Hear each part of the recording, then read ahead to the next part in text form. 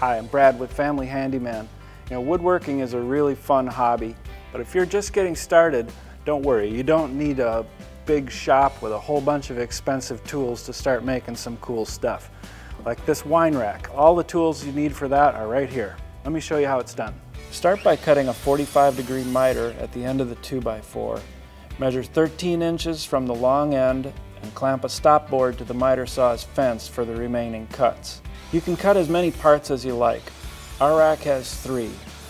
Mark and drill bottleneck holes using a 1 1/4 inch Forstner bit with a sacrificial board underneath to prevent blowout. Tape the end miters together, then glue the ends. Drill pilot holes and fasten the parts together with 2 1/2 inch screws. Trace the keyhole hangers on the joints, positioned so that they'll be vertical once mounted.